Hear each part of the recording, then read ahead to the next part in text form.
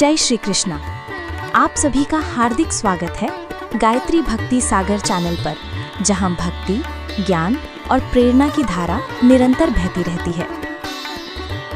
आज हम बात करेंगे नवरात्रि पर्व की, जो केवल एक त्योहार ही नहीं बल्कि माँ दुर्गा के 9 रूपों की आराधना और शक्ति की उपासना का महापर्व है। नवरात्रि शब्द संस्कृत का है, जिसमें नव का अर्थ है 9 और रात्रि का अर्थ है रातें।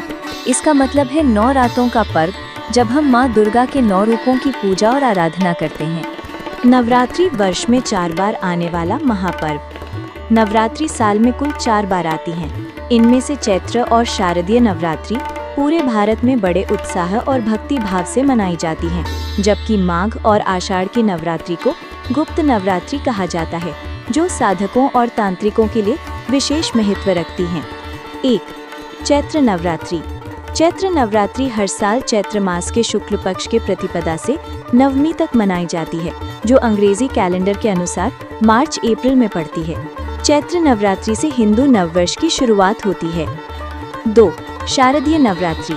शारदीय नवरात्रि हर साल अश्विन मास के शुक्ल पक्ष के प्रतिपदा से नवमी तक मनाई जाती है, जो अंग्रेजी कैलेंडर के अनुसार सितंबर अक्टूबर में पड़ती है। ये नवरात्रि सबसे लोकप्रिय है। 3. माघ गुप्त नवरात्रि। माघ गुप्त नवरात्रि हर साल माघ मास के शुक्ल पक्ष के प्रतिपदा से नवमी तक मनाई जाती है, जो अंग्रेजी कैलेंडर के अनुसार जनवरी-फरवरी में पड़ती है। 4. आषाढ़ गुप्त नवरात्रि। आषाढ़ गुप्त नवरात्रि हर साल आषाढ़ मास के शुक्ल पक्ष के प्रतिपदा से नवमी तक मनाई जाती है, जो अंग्रेजी कैलेंडर के अनुसार जून-जुलाई में पड़ती है। शारदीय नवरात्रि सार्वजनिक रूप से बड़े उत्साह और धूमधाम से मनाई जाती है। माघ और आषाढ़ गुप्त नवरात्रि गुप्त रूप से साधकों और तांत्रिकों द्वारा एकांत में साधना के लिए मनाई जाती है। इन गुप्त नवरात्रियों में 10 महाविद्याओं माँ काली, तारा देवी, त्रिपुर सुंदरी, भुवनेश्वरी, छिन्नमस्ता, त्रिपुर भैरवी, धूमावती, बगलामुखी, मातंगी और कमला देवी की विशेष पूजा की जाती है। माँ दुर्गा के 9 रूप और उनका महत्व। नवरात्रि के 9 दिन माँ दुर्गा के 9 अलग अलग रूपों की पूजा की जाती है। हर रूप हमें जीवन के लिए एक अनमोल संदेश और प्रेरणा देता है। नवरात्रि के पहले दिन माँ शैलपुत्री की पूजा की जाती है।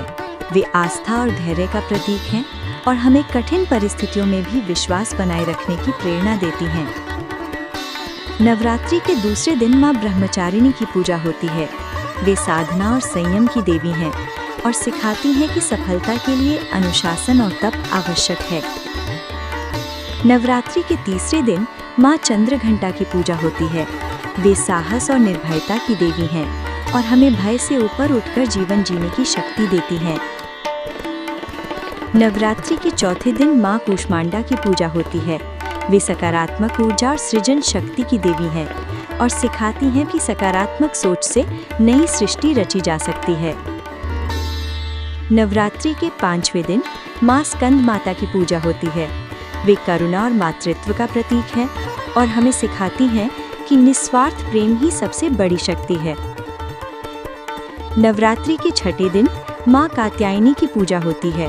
वे अन्याय के विरुद्ध खड़े होने की शक्ति प्रदान करती हैं और हमें सिखाती हैं कि सही के लिए संघर्ष करना चाहिए। नवरात्रि के 7वें दिन माँ कालरात्रि की पूजा होती है। वे भय और अंधकार का नाश करने वाली हैं और हमें सिखाती हैं कि जीवन के अंधकार को ज्ञान और साहस से मिटाया जा सकता है। नवरात्रि के 8वें दिन माँ महागौरी की पूजा होती है। वे शुद्धता और धैर्य की प्रतीक हैं और हमें आंतरिक पवित्रता बनाए रखने की प्रेरणा देती हैं। नवरात्रि के 9वें और अंतिम दिन माँ सिद्धिदात्री की पूजा होती है। वे सिद्धि और पूर्णता प्रदान करने वाली हैं और उनका आशीर्वाद हमें सफलता और जीवन की संपूर्णता की ओर ले जाता है। नवरात्रि में कन्या पूजन का महत्व। कन्या पूजन, कन्या भोज या कुमारी पूजा नवरात्रि का एक पवित्र अनुष्ठान है, जो सामान्यतः अष्टमी या नवमी के दिन किया जाता है। इस अनुष्ठान में छोटी छोटी बालिकाओं को नवदुर्गा का स्वरूप मानकर पूजा जाता है। प्रथा के अनुसार 9 कन्याओं को आमंत्रित किया जाता है, क्योंकि वे माँ दुर्गा के 9 रूपों का प्रतीक मानी जाती हैं। पूजा के बाद उन्हें भोजन, उपहार और दक्षिणा देकर सम्मानित किया जाता है। यह अनुष्ठान हमें ये संदेश देता है कि स्त्री शक्ति का सम्मान करना ही माँ दुर्गा की सच्ची आराधना है। कन्या पूजन केवल एक परंपरा नहीं है, बल्कि ये हमें ये याद दिलाता है कि हर कन्या में दिव्य शक्ति का वास है। 9 कन्याएं 9 दुर्गा का प्रतीक हैं और उनकी पूजा करने से हम माँ दुर्गा के 9 रूपों की कृपा प्राप्त करते हैं।